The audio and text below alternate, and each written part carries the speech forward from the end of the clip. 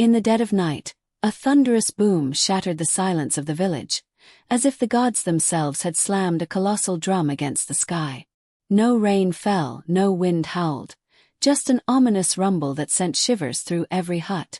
The elders whispered, "The spirits are furious." But no one could have imagined the divine wrath about to unfold. Listen closely, because this isn't just a tale, it's a lesson etched in sweat, pain, and redemption. In a remote village where women were forged like iron, they toiled under the relentless sun. They plowed fields, scaled towering palm trees, balanced heavy loads of cassava on their heads, even with infants strapped to their backs. If a motorcycle sputtered to a halt, Aunt Nala would wrench it back to life with a rusty tool. Yet, for all their unbreakable strength, one trial humbled them: pregnancy.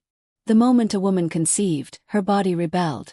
Nausea gripped her mornings, dizziness spun her world, her back ached like fire, and her feet swelled like overripe fruit. In those months, they longed for their husbands' help. But the men, they'd grown lazy, lounging in the shade while their wives suffered. Kofi, husband to Fatima, spent his days sprawled under the ancient mango tree, doing nothing. Fatima was 7 months along, vomiting every dawn, her back screaming in protest, yet he'd bellow, "Fatima, mash me some plantain balls with thick gravy." He never lifted a finger, not to wash dishes, gather firewood, or pound yams. His beard had grayed long ago, but he dared claim she exaggerated her woes. Then there was Abdul, who slumbered through the day while his wife Zainab hauled palm wine to the market, trudging miles under the blazing sun, hawking her wares with a weary voice.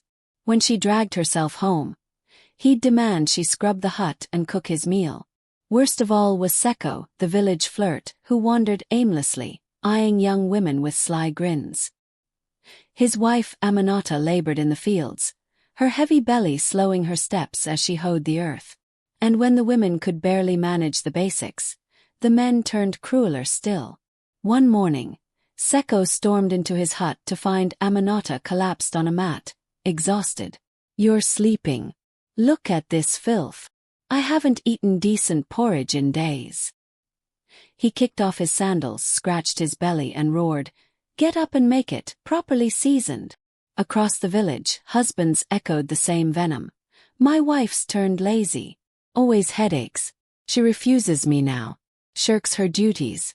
Craves roasted pork at midnight." And then the fatal words. "Pregnancy? It's nothing. If it were us, we'd handle it better. No fuss." They'd crossed the line, blind to their wives' tears and labored breaths. The gods heard and decided to teach them humility. That fateful night brought the eerie thunder. By dawn, chaos erupted. Abdul jolted awake, heaving. He tried to rise but felt weighed down, unbalanced. Glancing at his stomach, he screamed, "What is this?" His belly bulged like a woman's 8 months pregnant. He prodded it, wincing at a strange, deep ache. Was it last night's stew? Or some curse? Meanwhile, Seko, the charmer, bolted up to chase a fish seller, but doubled over, retching like he'd swallowed poison. "That soup from Zainab. She bewitched me." He dashed to a mirror, hiked his robe, and wailed, "Am I pregnant?" Screams echoed from every corner. All the mocking men now sported swollen bellies, some vomiting, others with puffed feet and dizzy spells. They hobbled to Elder Karim, the village sage, limping like weary grandmothers, clutching their guts as if birth was imminent. Sweat poured, some puked along the path. Kneeling before him, they begged, "Elder Karim, save us." He gazed steadily, raising his staff. The gods rage. "You've mocked pregnant women, belittled their trials. Now you'll endure it all. You are pregnant." Panic rippled. Jamal whimpered, "But no real baby, right?"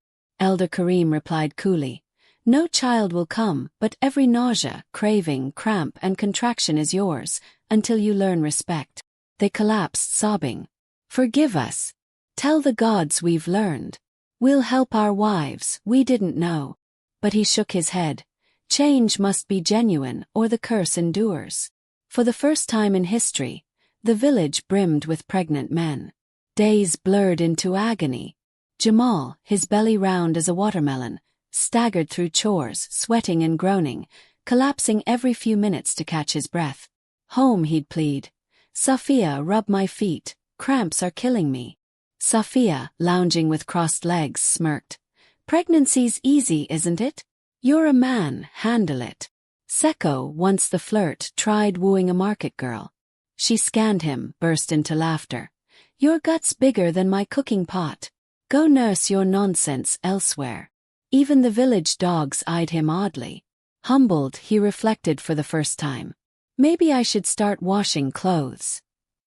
Not all needed shame to awaken. Some embraced the truth. Abdul now scrubbed plates, swept the yard, and massaged Zainab's feet. Rest, love, I'll cook today. Kofi, the idler, rose at dawn to fetch water, mastered peanut sauce, and even braided Fatima's hair. Anything you need, I'll do. And miraculously, as each man turned kind, helpful, and respectful, poof. His belly vanished overnight, flat as before. The women chuckled softly. See?